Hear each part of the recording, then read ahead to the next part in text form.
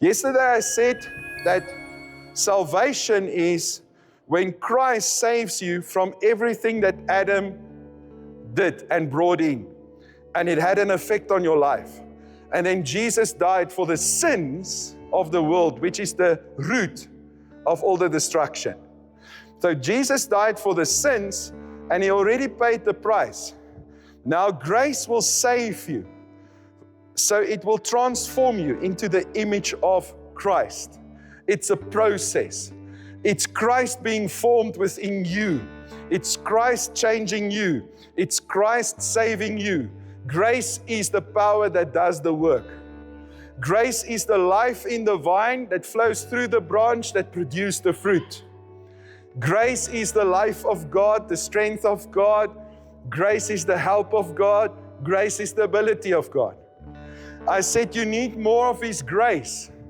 Galatians 3, you started in the Spirit. Are you now reaching perfection by dependence on your flesh? And that's the issue. He that works powerfully and miraculously among you, is He doing it because you're believing the message that you've heard, or because of you obeying the law? So, I explained therefore that grace will come and become active in your life.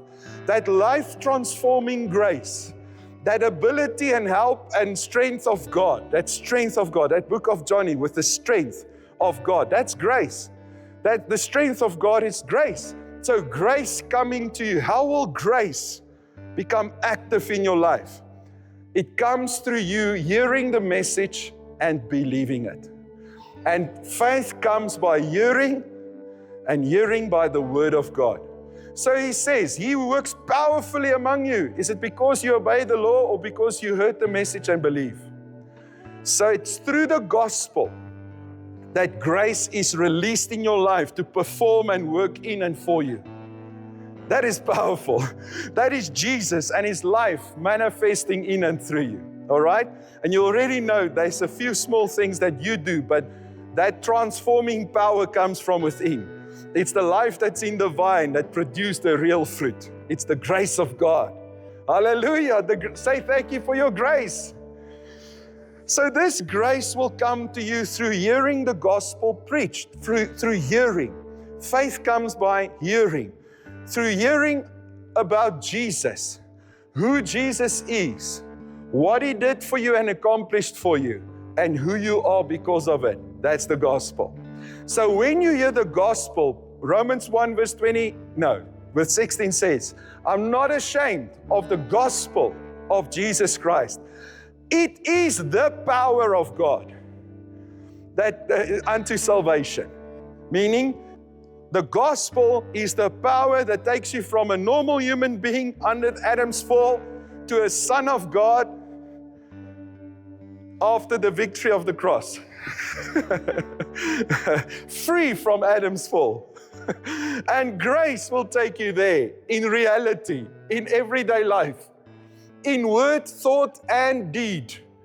It will change you. It will transform you. It will transform your motives, your heart.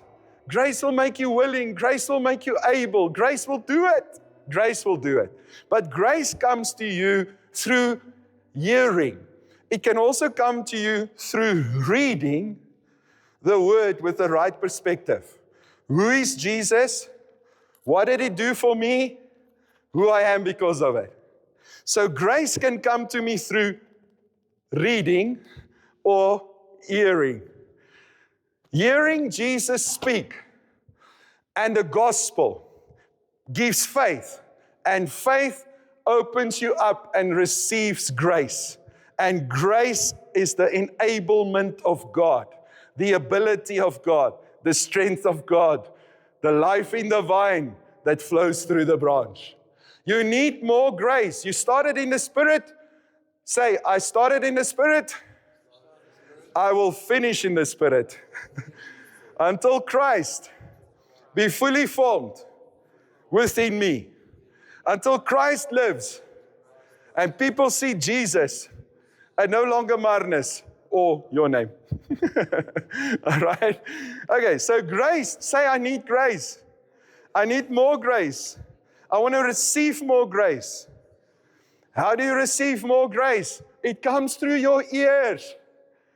That's why that scripture says, let your words be seasoned with salt, that it imparts grace to the hearer.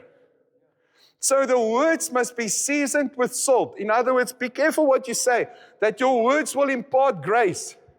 I tell you what word will impart grace. Speak Jesus, speak the gospel, speak Jesus, speak the gospel. Grace is imparted. And people experience salvation. If you experience a little salvation, you have heard a little gospel. It's not the preacher's fault. You must hear. When he preach, there's technology. Listen to it in your ears. Read the word. Spend time with Jesus. All right? So if you have a little bit of salvation in your life, then you have a little bit of gospel. If you experience a lot of salvation, it's evidence you have a lot of gospel. More gospel, more salvation. Less gospel, less salvation. More motivational preaching, which is not motivational preaching, I'm saying in terms of you trying to become Christ-like.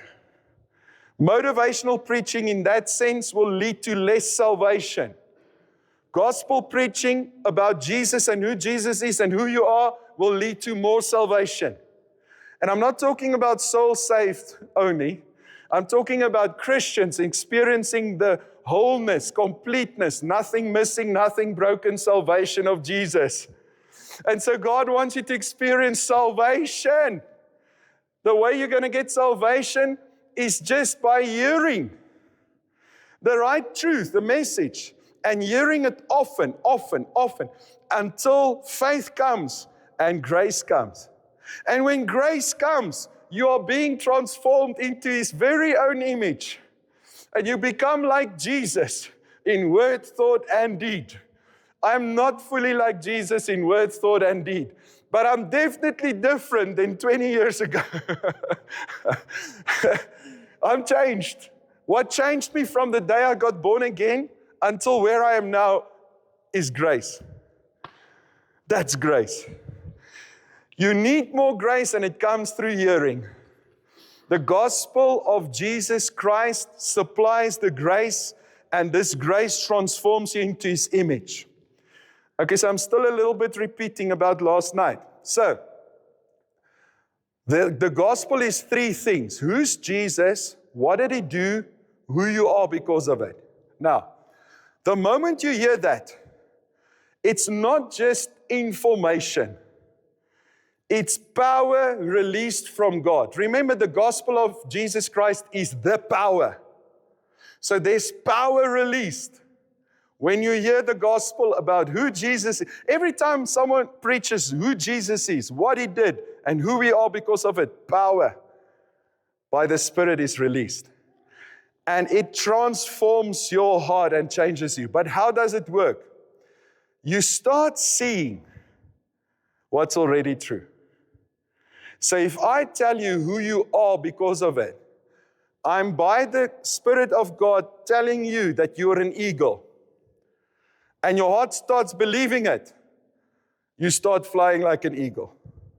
But if I preach to you as if you are a chicken and you should be flying like an eagle, I'm talking about what you must become and not about who you are.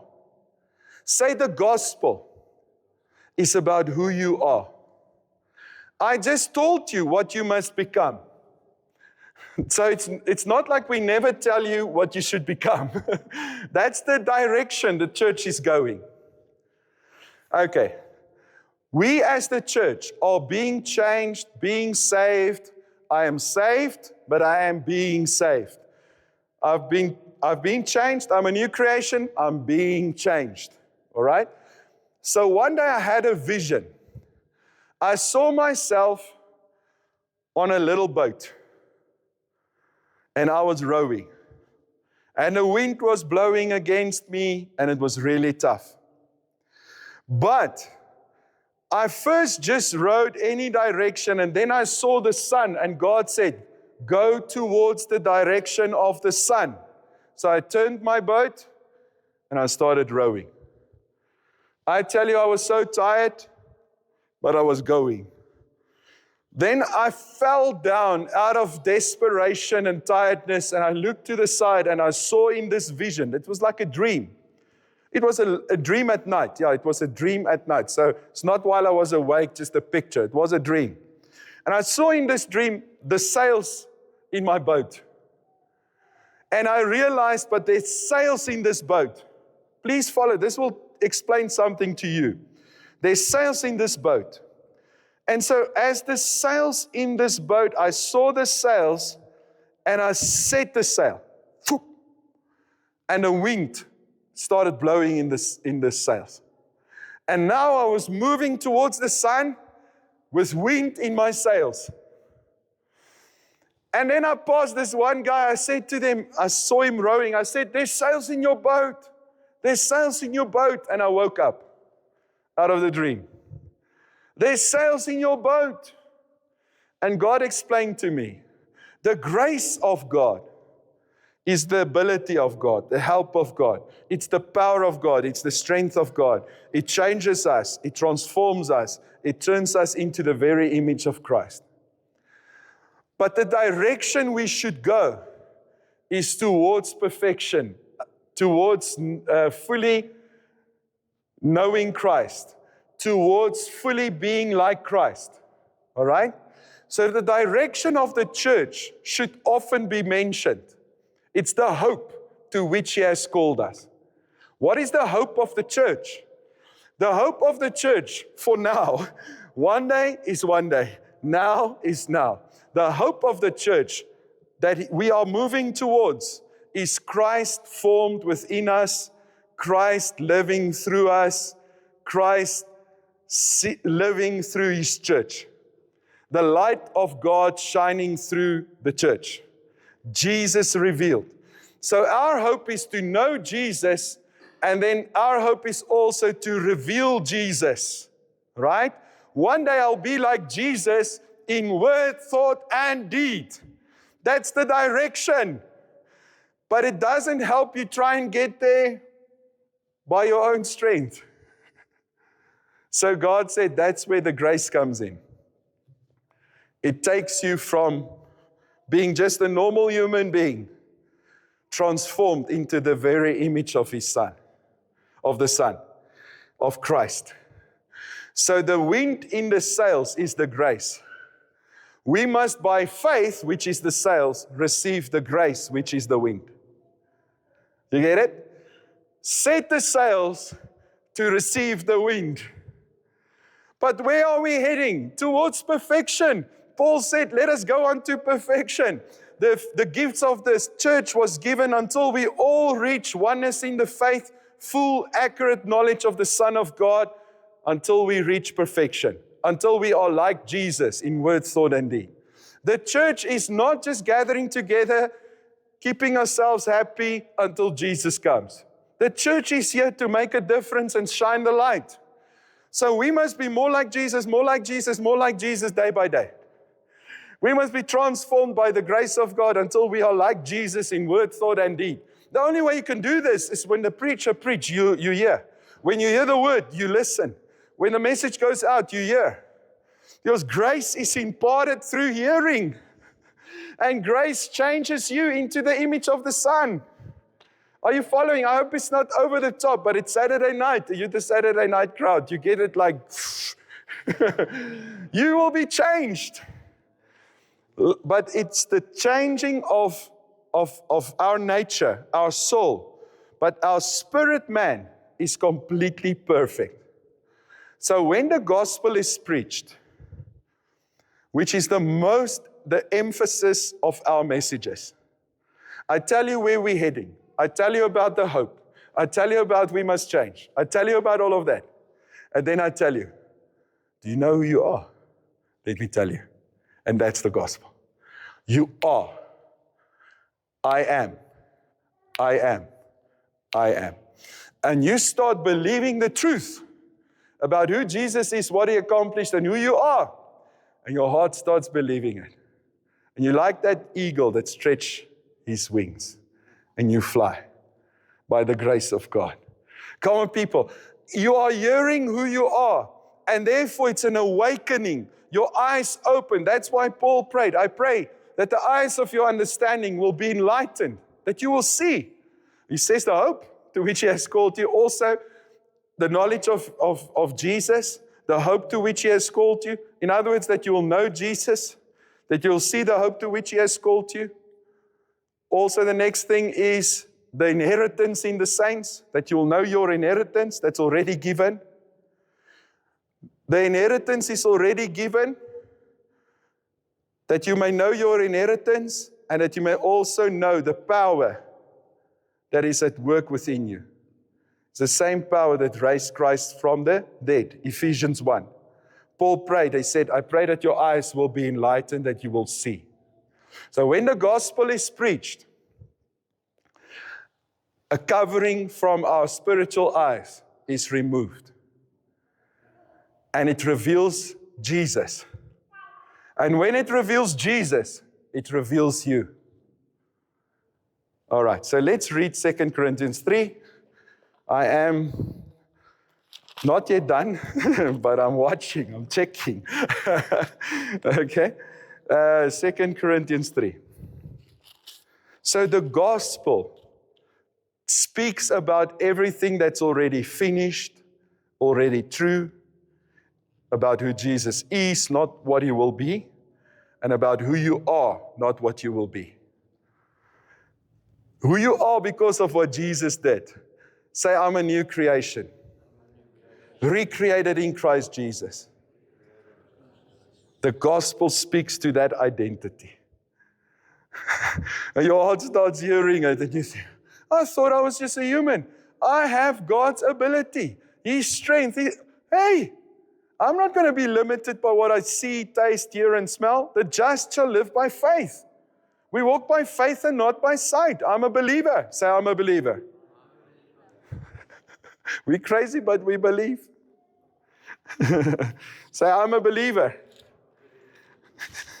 I don't walk by what I see.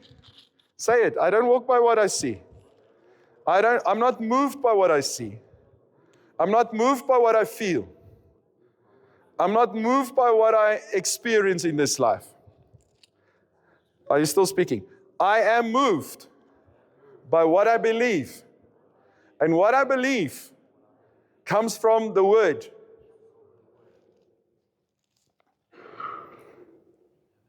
There's no satisfaction for a believer if you never learn how to live by faith. You'll always be frustrated. You'll be like a fish on dry ground, longing for the water. You're like a fish on dry ground, longing for the water. You were made to swim. The just shall live by faith.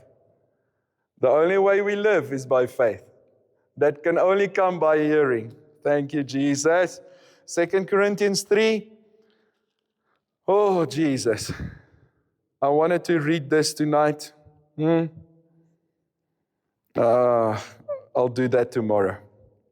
But the last part, let's read verse 14. In fact, their minds were grown hard, calloused. For until this present day, when the Old Testament, the Old Covenant is read, that same veil lies on their hearts, not being lifted, that in Christ it is made void and done away with, not being lifted. So yes, down to this very day, whenever Moses is read, a veil lies upon their minds and hearts. But whenever a person turns in repentance to the Lord, the veil is stripped off and taken away. Now the Lord is the Spirit, and where the Spirit of the Lord is, there is liberty.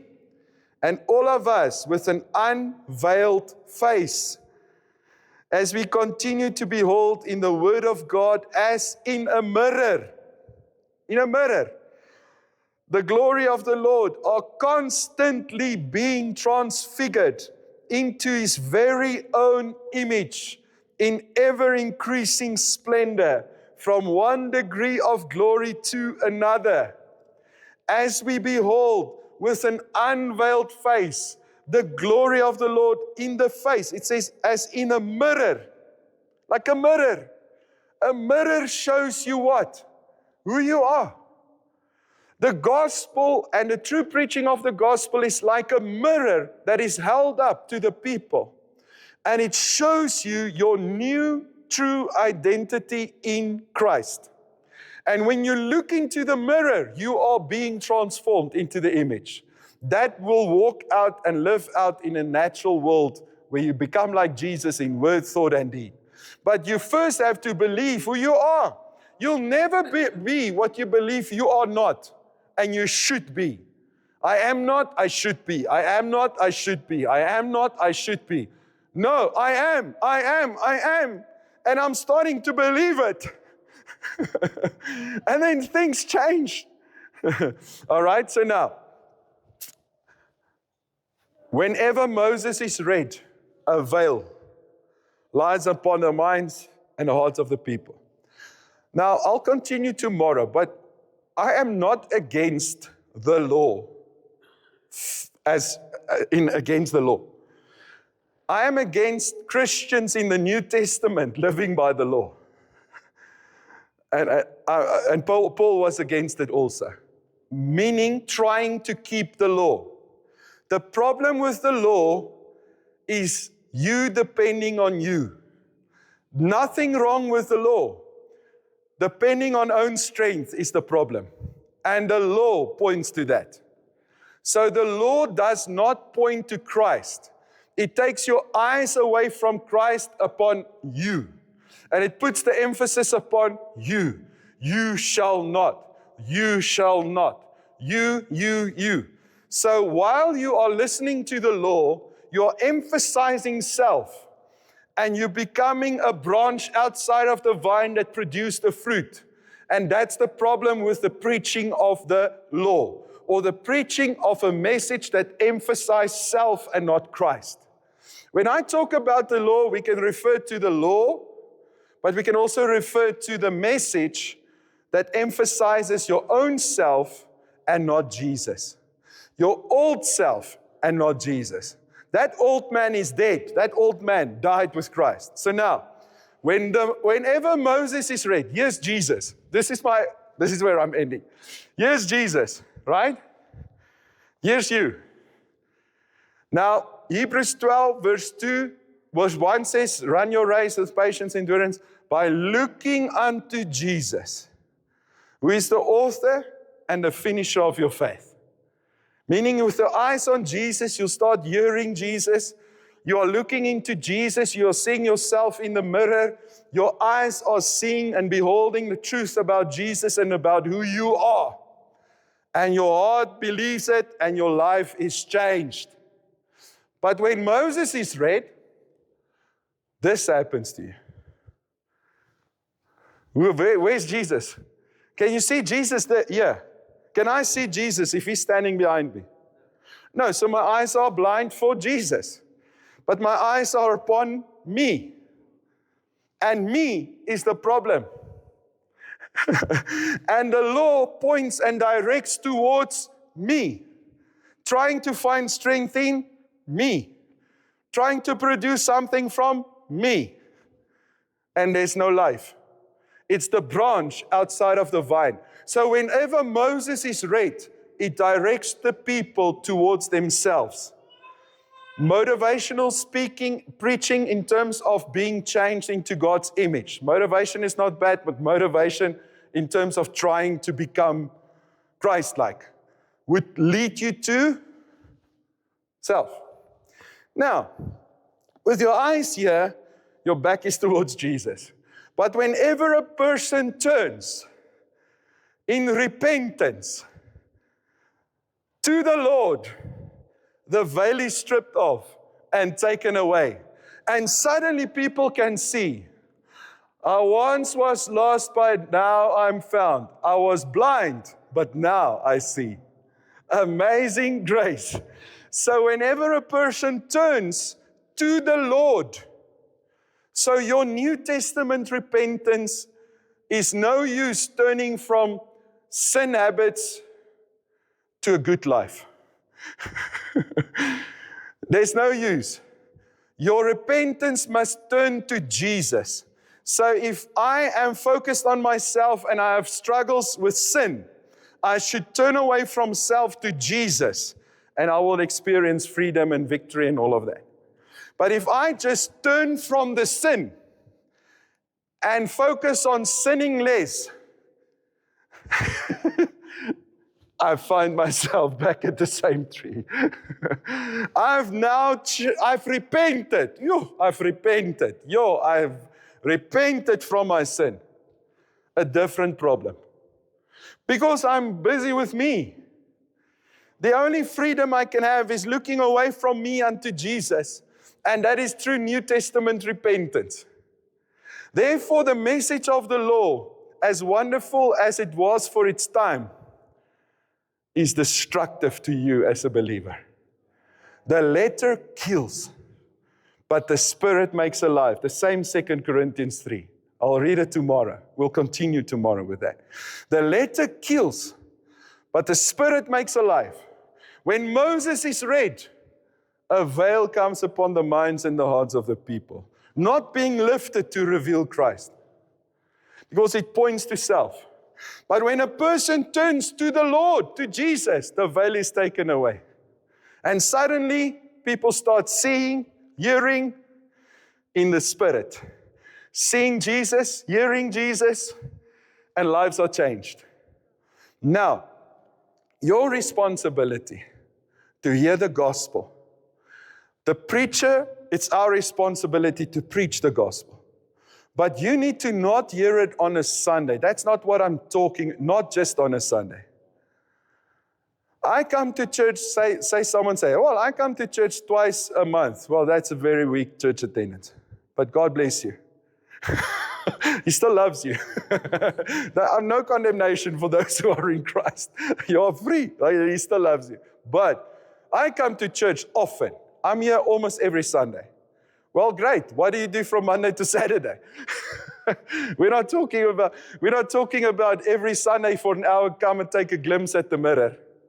We continue to behold in a mirror. Monday, behold. Tuesday, behold. Wednesday, how will you do it? By listening to Christ-centered preaching.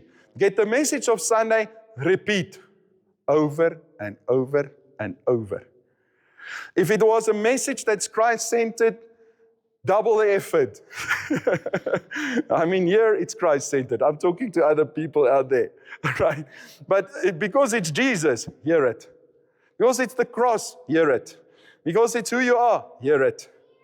Take technology. I sleep with it. I put it on my ears. We sleep with the Word. We get up with the Word. We listen to the Word. Because every moment I hear the gospel preached, it is unveiling Jesus to me. When a preacher preaches the gospel, he's unveiling Christ to you. He's showing you the mirror of who you are. He's talking to the eagles, and he's telling the eagles who they are. And the eagle starts believing it. The eagles start stretching the wings. The eagles rise up. The eagles become who they are already in Christ. They manifest the truth. But if the chicken nature is mentioned, we focus on your weaknesses, we focus on your failures, we focus on all of that, then the chicken nature will dominate. You will look away from Jesus unto self. You are beholding the wrong mirror. You are looking into the mirror, and in the face of that mirror is a dead man. The old you that were crucified with Jesus. You behold it. Sis, man. Sis. Oh. Can't believe you're a hypocrite. You call yourself a man of God and you lost your temper today. Sis. So I'm meditating upon my fault, my failure. I'm not saying I shouldn't. I just acknowledge my fault, turn to Jesus. I acknowledge where I fall short, but I turn to Jesus. Repentance is turning to Jesus. But if I dwell on my faults, failures, and mistakes, I will never, ever be anything different than what I have just shown to be. Not that I am, but manifested. So I will never change.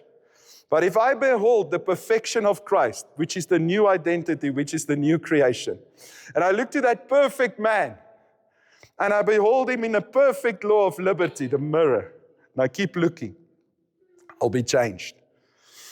You'll become like Jesus because you are like Jesus. It's who you've been all along. Your nature, everything, it affects every part of you. It affects you, your results. And with the revelation of who Jesus is comes the revelation of your inheritance. Then you realize everything you think you tried to get was already given through the cross. You try and earn that, and then he said, no, it was a gift. It's free, my son, free. Take, it's yours. Huh? No. And then you struggle to receive those free gifts because your mind is still with the old self. No, repent, turn, let go. Attack, man. Look to Jesus.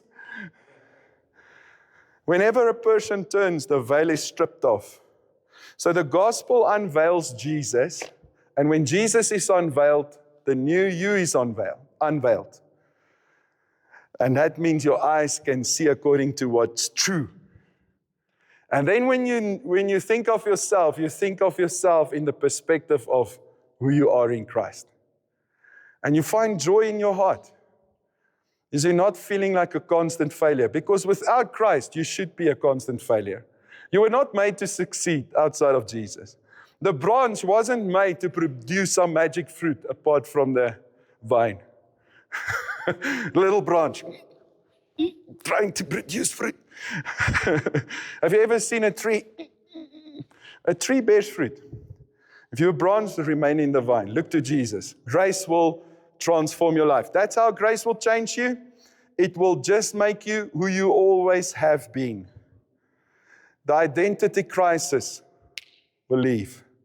I'm a son of God. My nature is different. I don't live in darkness. The darkness that you still do, the stuff that you still struggle with, the bondage, and I'm not just talking about big sins. You know this sin that we've made part of our life? It's called anxiety. You've been forgiven for your fears and anxieties, right? Because that is, if the Bible says, be anxious for nothing and you are anxious, you're disobedient, that's a sin, right? But you are forgiven for it. So all those weaknesses I see in me, you know, that anxiousness, that thing, that only comes with my eyes on me. But when I look to Jesus, I will keep him in perfect peace, whose mind is stayed on me. And then when I look to Jesus, anxiety disappears. Therefore, I really do not believe a Christian can feel depressed or go through feelings of depression. And if you make it part of your identity, you can never say you are depressed, but it looks like you are. You know, or you feel the effects of the depression, but you are not depressed. You cannot be. In Jesus, you've been set free from fear, anxiety, and depression. And as you look to Jesus, victory is certain. You'll experience joy, peace, 24 hours a day, 7 days a week. It's a very easy thing. Only look to Jesus.